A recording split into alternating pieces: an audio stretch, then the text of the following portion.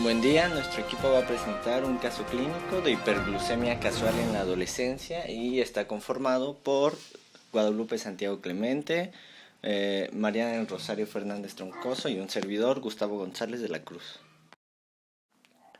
El caso clínico que se presenta es un paciente de 10 años y 6 meses de edad, al cual se le realiza un análisis de control con su pediatra, el cual arroja unos resultados de glicemia en ayunas de 110 miligramos sobre decilitro, teniendo en cuenta que los valores normales son inferiores a los 100 miligramos sobre decilitro.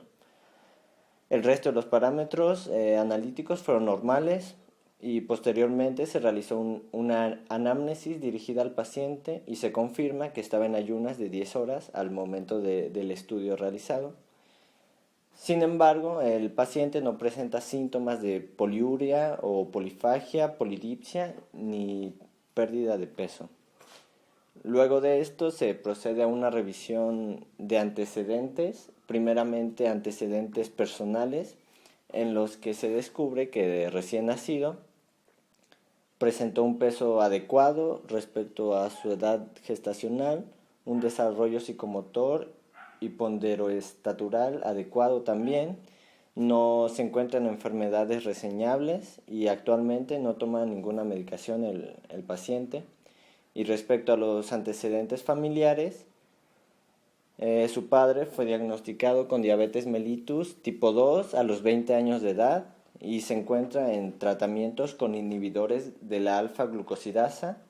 Su abuelo paterno, 2 tíos paternos y un primo paterno fueron diagnosticados con intolerancia a los hidratos de carbono y tampoco llevan tratamiento farmacológico. Los estudios que se le realizaron al paciente fue primeramente un chequeo general, es decir, un chequeo físico donde se determina el peso, la talla, el índice de masa corporal, la presión arterial y la frecuencia cardíaca. Todos los valores obtenidos fueron valores normales con respecto a su edad.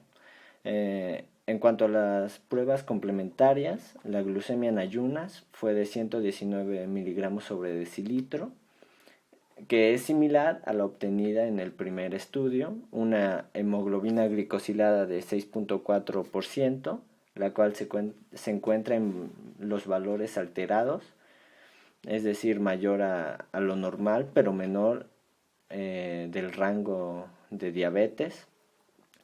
Y ante una posible alteración en el metabolismo de los hidratos de carbono, se procedió a realizar estudios de autoinmunidad como lo son el ICA, el anti-GAD, el anti-IA2 y anticuerpos antiinsulina.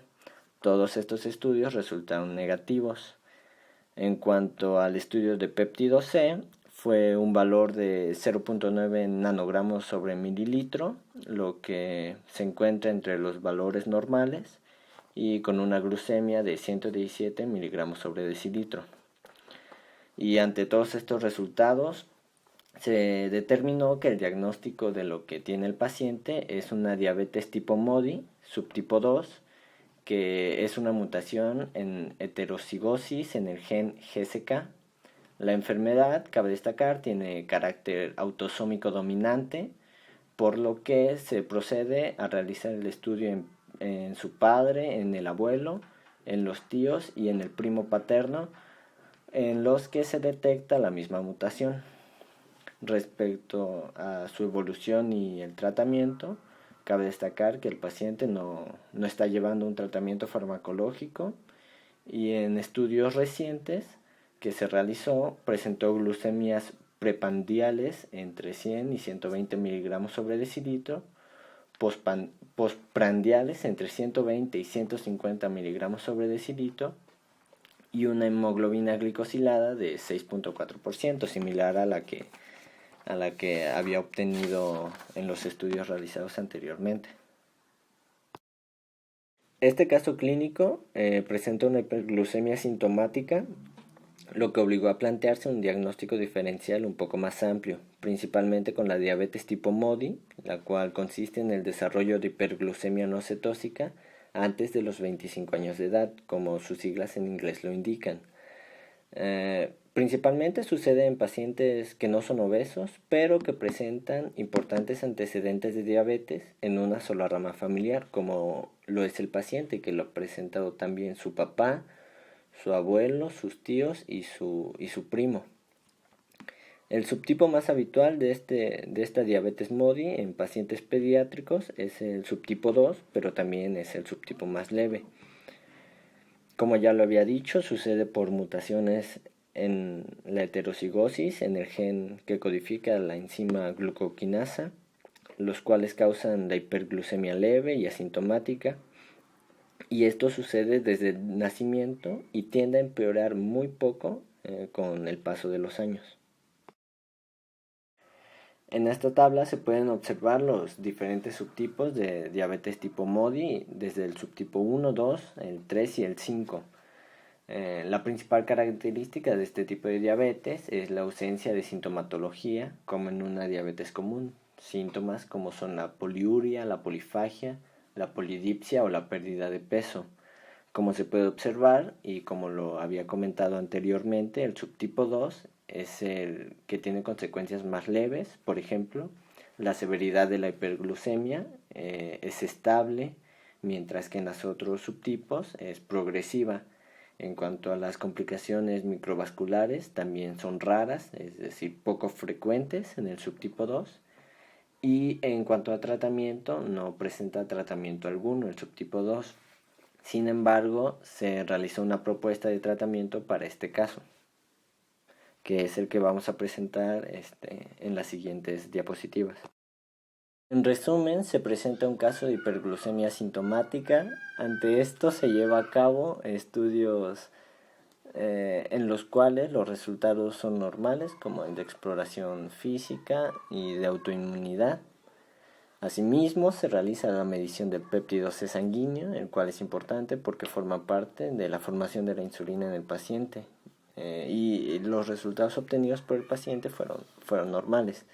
En caso de que el paciente hubiese presentado polipéptido C disminuido, se sospecharía de una diabetes mellitus tipo 1 y se continuaría con un diagnóstico de acuerdo a ese caso. Sin embargo, el caso clínico fue, como ya lo dije, polipéptido C normal, por lo que se descartó alguna patología relacionada a ese caso. Siguiendo el diagnóstico, se realizó un estudio de inmunidad, que ya fue mencionado anteriormente, con lo cual se obtienen resultados negativos. Al tener resultados negativos, lo siguiente que fue realizar un estudio genético para detectar diabetes monogénica por glucoquinasa, la cual es la más común, como ya también se ha mencionado. En este caso, la diabetes tipo MODY, y se diagnostica como la subtipo 2.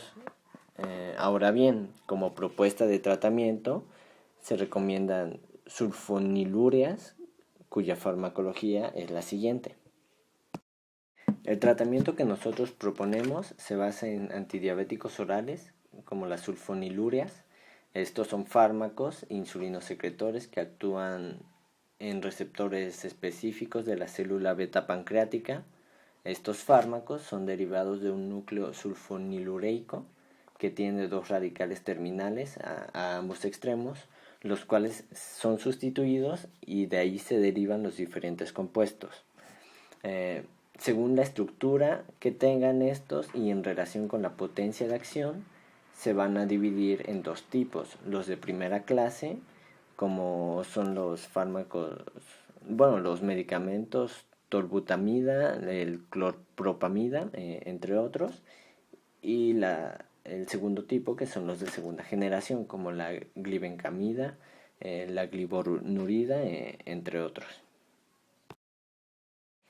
La farmacodinámica que presentan estos medicamentos principalmente es el aumento de la liberación de la insulina preformada, no estimulan a su vez la biosíntesis y el cociente plasmático proinsulina-insulina se mantiene normal.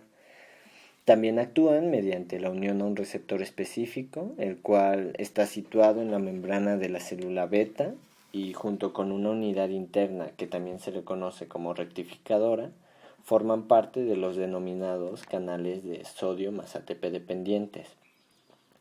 Ahora, con un poco de ayuda de la imagen que se presenta en la diapositiva, se puede ver que se provoca el cierre de los canales con despolarización de la membrana celular, y esto a su vez provoca una apertura de canales de calcio, los cuales son dependientes de voltaje.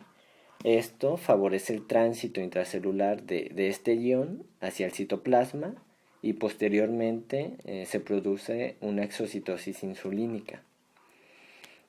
También presentan algunas acciones complementarias, si bien un poco menos trascendentes. También son descritas principalmente en el páncreas, como son la disminución de la secreción de glucagón y el aumento en la liberación de somatostatina. Ahora bien, la mejoría de la resistencia insulínica que se puede observar cuando se utilizan este tipo de medicamentos parece que está relacionada un poco con la corrección de la hiperglucemia. Principalmente, la acción de estos medicamentos podría radicar en que estimula la liberación pancreática de insulina preformada, y esta, al llegar al hígado por vía portal, podría inhibir la liberación hepática de glucosa, y como consecuencia de esto se podría conducir a disminuir de forma especial la glucemia basal. También la elevación de los valores insulinémicos podría contribuir a controlar la glucemia postprandial. Esto especialmente en fases tardías, ya que estimula la utilización periférica de glucosa. Para el caso clínico que se presenta particularmente, nuestro equipo recomendó el uso de glibenclamida en primera instancia, debido a que este fármaco, mediante su penetración en el interior de la célula beta, podría a su vez interactuar con los propios gránulos insulínicos, ejerciendo una acción directa en la exocitosis insulínica. Sin embargo, también encontramos que no es tan recomendable su uso en edad pediátrica debido a diferentes contraindicaciones que presenta el medicamento. En cuanto a su farmacocinética, la absorción de estos medicamentos, que son administrados por vía oral, se ve interferida principalmente por la presencia de hiperglucemia, y por esto se recomienda su administración aproximadamente media hora antes de cada comida. Se unen en porcentaje elevado a proteínas plasmáticas de entre 88 a 99%. También dan lugar a metabolitos activos y también pueden ser inactivos. Experimentan diferente excreción por vía renal o biliar, según la sulfoniluria de que se trate. Y su vida media oscila entre 3 a 4 horas en caso de la glipsida, entre 10 a 15 horas en caso de la glibenclamida, entre otras, o de 24 a 48 horas, que es la clopropramida. La administración mantenida con la persistencia de valores plasmáticos elevados puede producir una desensibilización de la célula beta y la consecuente disminución transitoria de la secreción de insulina.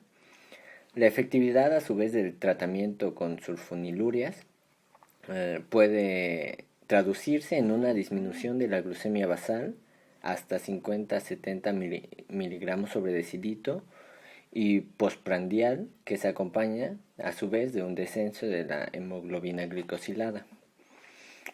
Respecto a su uso, las más recomendables son la glimepirina y la glicazida, y como ya se había comentado anteriormente, la glibenclamida no es el tratamiento más ideal, ya que presenta la tasa más elevada de hipoglucemias y una afinidad evidente por los receptores SUR2A, los cuales se localizan en el miocardio, y también de los SUR2B, que son localizados en células musculares lisas vasculares, pudiendo causar daños severos al paciente.